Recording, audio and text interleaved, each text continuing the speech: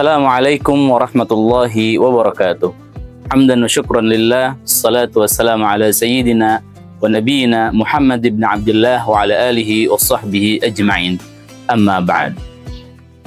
Para pemirsa yang dirahmati Allah, segala puji bagi Allah atas segala nikmat yang dikaruniakan kepada kita, sehingga kita masih diberikan nikmat iman, Islam, dan kesempatan untuk terus menguatkan himmah dalam beribadah kepada Allah Subhanahu wa taala.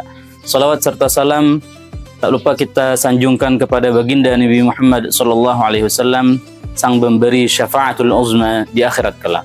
Para pemirsa yang dirahmati Allah, Al-Imam Asy-Syafi'i pernah bersyair sebagai wujud ketawaduan beliau. Uhibbus salihin wa lastu minhum la'alli an anala bihim syafa'ah. Aku mencintai orang-orang soleh, meskipun aku bukan termasuk di antara mereka. Semoga dengan mencintai mereka, kelak aku bisa mendapatkan syafaat mereka. Berangkat dari syair indah tersebut, pada kesempatan kali ini, mari sejenak kita mengenal biografi seorang ulama besar, Alimul Fadil, Al-Allamah, Al-Arif Billah, Syekh Haji Muhammad Syarwani Abdan, atau yang masyhur kita kenal sebagai Guru Bangil. Para pemirsa yang dirahmati Allah Subhanahu wa taala, beliau lahir di Martapura pada tahun 1915. Guru Bangil sejak kecil telah menunjukkan teladan yang luar biasa dalam menuntut ilmu. Beliau tidak hanya puas mengaji di kampung halamannya. Pada usia yang masih sangat muda, yakni usia 16 tahun, beliau merantau jauh meninggalkan tanah air menuju kota suci Mekah Al-Mukarramah. Di Mekah bersama saudara sepupu beliau Haji Anang Sya'rin Arif, ketekunan mereka membuahkan decak kagum, siang bercermin kitab dan malam bertongkat pensil. Waktu mereka habiskan murni untuk menuntut ilmu agama. Kegigihan inilah yang membuat mereka kelak dijuluki dua mutiara dari Banjar. Bahkan dipercaya mengajar di Masjidil Haram. Ini menjadi bahan renungan bagi kita. Di tengah kemudahan zaman sekarang, sudah seberapa gigih kita meluangkan waktu untuk mendatangi majelis-majelis ilmu. Dari sekian banyak kehebatan Guru Bangil, ada satu kisah yang paling menggetarkan hati, yakni ketika beliau kembali ke tanah air. Biasanya, seseorang yang baru pulang menimba ilmu, bertahun-tahun di Mekah, akan merasa bangga dan ingin segera diakui eksistensinya. Namun tidak dengan Guru Bangil. Sekembalinya beliau dari kota Mekah, beliau tidak langsung menerima jabatan sebagai qadhi.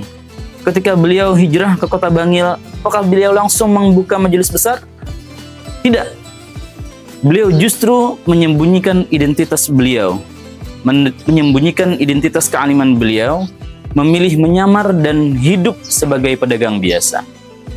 Mengapa beliau melakukan itu? Karena rasa hormat dan tawadhu' beliau kepada ulama setempat, sehingga beliau tidak ingin menyombongkan diri atau identitas beliau diketahui sebagai ulama besar.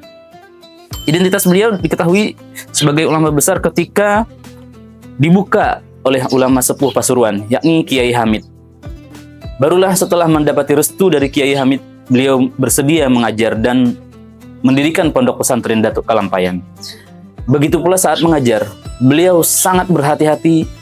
Saat ditanya masalah besar, masalah agama, beliau tidak menjawab dengan keegoisan akalnya, melainkan selalu merujuk pada kitab-kitab para ulama salaf dan sangat teliti melihat kesahihan sebuah hadis. Dari perjalanan hidup Guru Bangil, kita dapat memetik dua hikmah besar. Pertama, pentingnya memiliki semangat baja dalam mencari ilmu agama. Yang kedua, bahwa ilmu yang berkah akan selalu membuahkan akhlak dan kerendahan hati. Seperti ilmu padi, semakin berisi, beliau semakin menunduk.